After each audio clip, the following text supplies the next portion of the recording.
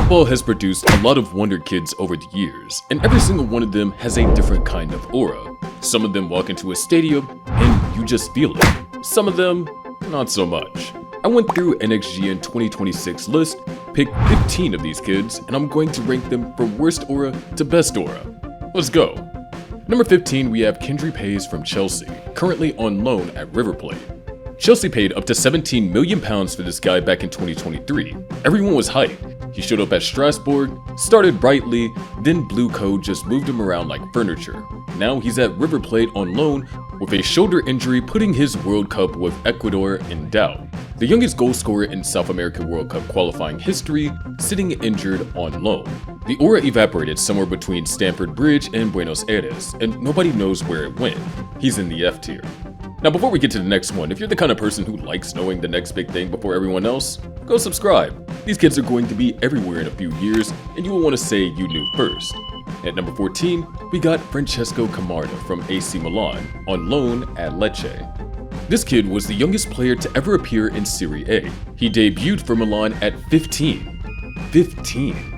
He won Player of the Tournament when Italy won U17 Euros in 2024. He had Zlatan Ibrahimovic as a mentor. How do you have all that and end up struggling at Lecce, a team fighting relegation? The talent is clearly there. Right now, the aura is on life support, at the bottom of Serie A, so C tier. Number 13, we got Cavan Sullivan from Philadelphia Union. Probably the most talented youngster to ever come out of American soccer. People were saying he's already has a deal to join Manchester City in 2027, and he's made 11 league appearances for Philadelphia, only one as a starter.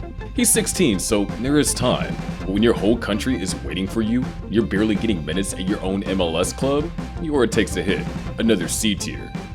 At number 12, we got Andrija Maksimovic from RB Leipzig.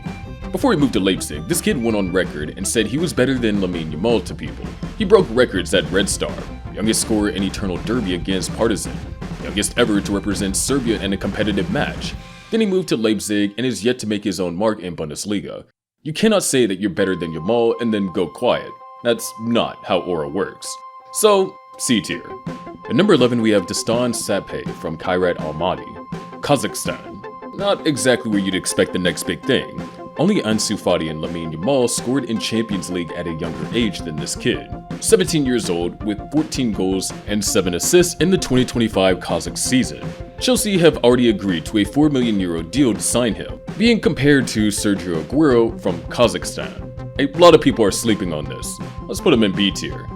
At number 10, we got Ayyoub from Lille. Ever since Eden Hazard left in 2012, Lille has been waiting. Buati at 18 has already made close to 100 appearances for the club, dominant displays against Real Madrid in the Champions League, then player of the match against Juventus a few weeks later. PSG, Arsenal, and Manchester United all linked. Not the flashiest name here, but quietly does everything and the aura is solid. B tier aura. At number 9, we got Mikey from Tottenham, on loan at Rangers. James Maddison literally said, "I thought we had Neymar on the left wing after watching this kid play against AZ Alkmaar." Maddison said that about an 18-year-old. Moore is the youngest Premier League player in Spurs history and the youngest Englishman to score in a major European competition. Spurs are a mess right now, but Moore's aura is very much intact. So, B tier aura. At number 8, we got Max Dowman from Arsenal. 16 years old. Youngest ever scorer in Premier League history. Ran the length of the field against Everton, scored, and Mikel Arteta said that it's just not normal. That's what the Arsenal manager said about a 16-year-old. Youngest appearance maker in the Champions League. Youngest scorer in the UEFA Youth League. The aura on this kid is something else. So here we have an A-tier aura. At number 7, we got Karl from Bayern Munich. Bayern had Harry Kane, Michael Olise, and Luis Diaz all firing this season. 3 Ballon d'Or contenders in 1 attack. And when Karl stepped in, the level barely dropped. He worked it. The World Cup call just arrived too.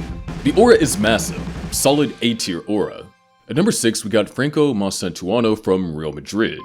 PSG thought they had the deal done for this kid from River Plate. Madrid came in, took him for €45 million. Xabi Alonso said he has the Real Madrid gene.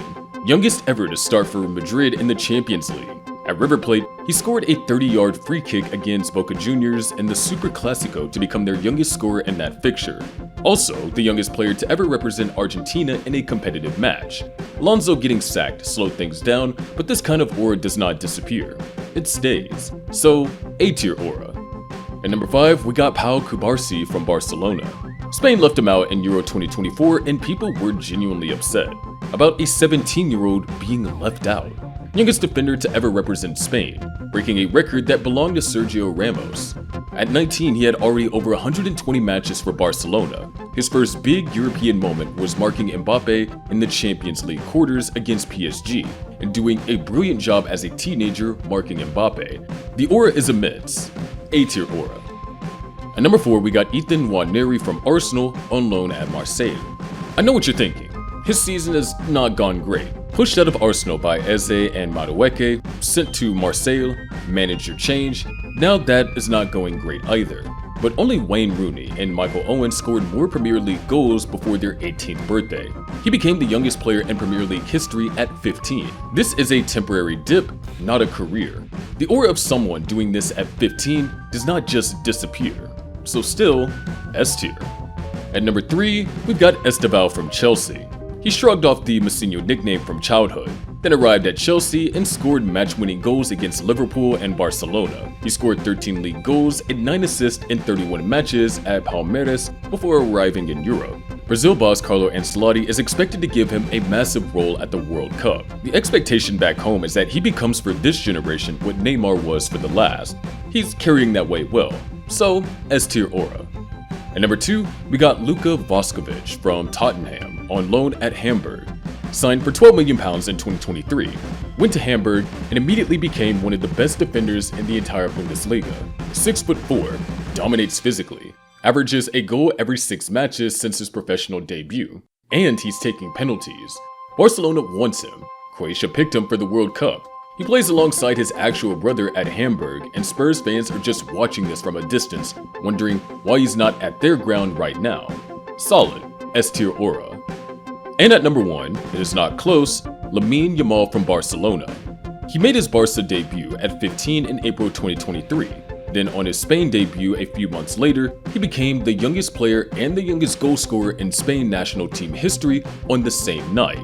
Showed up at Euro 2024 with his homework packed and destroyed every fullback in Europe.